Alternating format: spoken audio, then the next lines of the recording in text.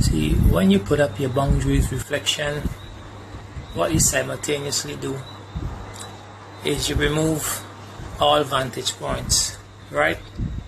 To test you, right? You remove all mirrors to test you, to see if you have grown outside of that old trigger, right? We need people to test us, right? We need people to do the things we don't like. And then we need somebody else, because it might be somebody else that's going to do the same thing that this person used to do. But if you don't have somebody to test you so that you can look at yourself and say, I used to operate like this, but now I'm operating so different, and I'm thankful for growth. You will not know how much you've grown without these tests. So for me, I don't need the boundaries. And why I don't need the boundaries? Because I'm a student first, and because one of the main reasons that I am here is to master this illusion, right? And a master have to know to navigate all aspects of this reality.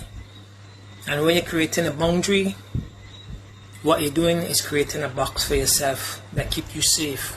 And without challenge, there's no growth. So I know boundaries sound cool, you know, you're self-righteous, you have your beliefs, this is what you stand for, you respect yourself and all of this. And that's cool, because you have to move with integrity and respect and stuff, right? But new levels, new devils, as you climb to higher heights, you're going to meet new challenges. It's necessary for growth. So when you have your boundaries, it's like you're telling yourself, I don't want to grow outside of this lane, this is my lane, leave me alone. And let's take it even a little bit deeper reflection. Who are you outside of the name that they give you, outside of the 9 to 5, outside of the for those that like to be self-righteous and think they're better than anybody, outside of your melanin? Who are you outside of that? Huh? You're God. You're God outside of that, right? And God is boundless. God is infinite. So how can you call yourself a God, claim that you're awoke, but then have boundaries? You're contradicting yourself. God does not have boundaries. God does not have limits. Accept your divinity. Accept you are God. Speak as such. Walk as such.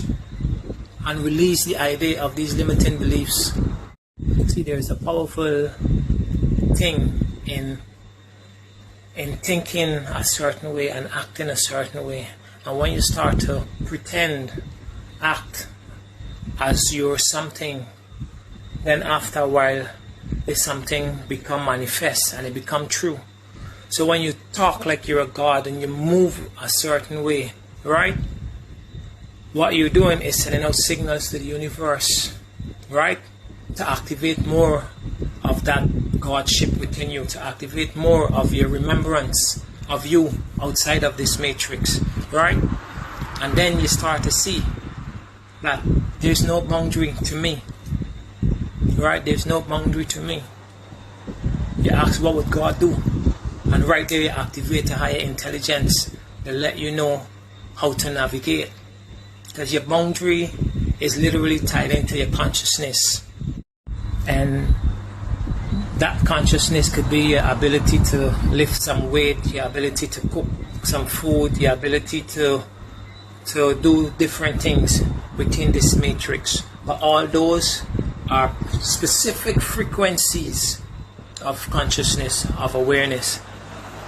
And look how you move outside of the boundaries of childhood, the boundaries of adolescence, and now you're in your adulthood, and you only hear adult talking about boundaries, right? But as you grow beyond this level of awareness that it kept you off in, to think that there's nothing more, right? As you evolve outside of that, you evolve outside of that boundary, right? You evolve outside of that consciousness awareness. So as you continue to move, you continue to evolve. So there's really and truly no boundaries when you look at it at a deeper level.